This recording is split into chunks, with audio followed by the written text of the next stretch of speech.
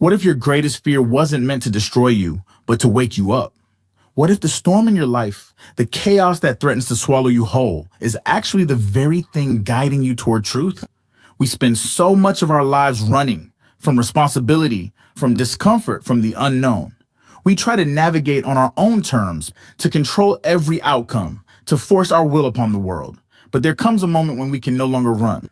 A moment we are caught in something far greater than ourselves. And in that moment, we are faced with a choice. Continue resisting and sink deeper into the storm, or surrender and let faith carry us where we were always meant to go.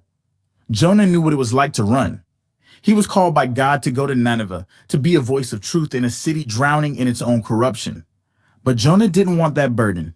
He didn't want to go where he was comfortable, so he fled. He boarded a ship and set sail in the opposite direction, trying to escape the calling that burned in his soul. But we don't outrun purpose. We don't outrun truth. The further we run, the louder the storm becomes. The sea raged, the winds howled.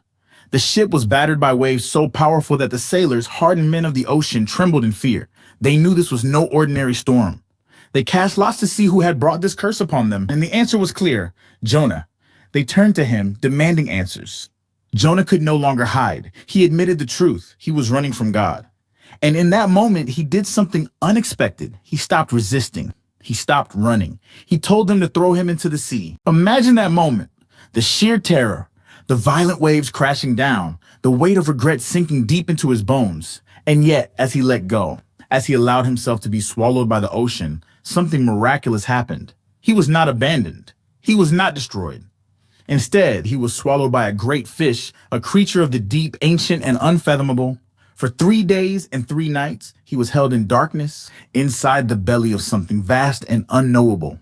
This is the moment that breaks most people. When the darkness surrounds them, when the path forward is unclear, when everything familiar has been stripped away. It's easy to believe you've been forgotten. But what if the darkness is not your grave, but your womb? What if you are not being punished, but being transformed?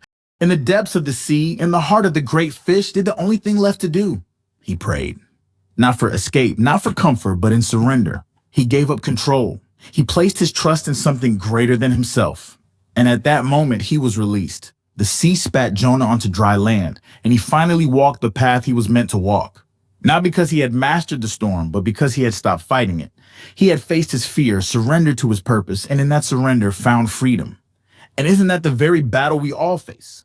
It is the embodiment of everything we fear, everything we cannot control. It lurks in the depths, a reminder that there are forces beyond our understanding. It is the chaos we try to suppress, the uncertainty we refuse to face. It is the storm that Jonah ran from, the overwhelming reality that we are not in control. And yet, there is a choice. Do we run? Do we surrender to the truth? The paradox is this: surrender is not weakness. It is the greatest strength. To release control is to make space for something greater. To stop fighting the waves is to learn how to ride them. We fear letting go because we think it means losing everything. But what if it means gaining everything? Think about the storms in your life, the situations that feel too big, too overwhelming, too impossible to change. The times when you have struggled, exhausted yourself trying to control every outcome, only to watch everything slip through your fingers. What if the answer was never to fight harder, but to trust deeper? To surrender not in defeat, but in faith? Jonah was not saved by his own strength. He was saved the moment he let go.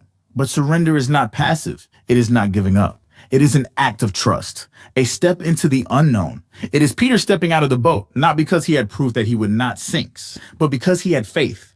It is Abraham walking toward the mountain, not because he understood why, but because he trusted who. It is Jonah finally turning toward Nineveh, not because it was easy, but because it was right. This is the path of faith, not certainty, not control, but trust. Faith is walking forward even when you don't know the way. Faith is standing in front of the Leviathan and realizing that you don't have to slay it. You only have to trust. Because the storm is not your enemy. The depths are not your prison.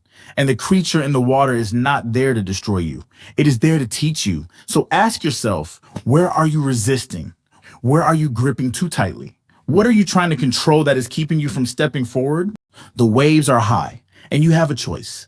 Keep running, keep fighting, keep sinking, or surrender. Step forward, trust, and watch the sea make way for your path.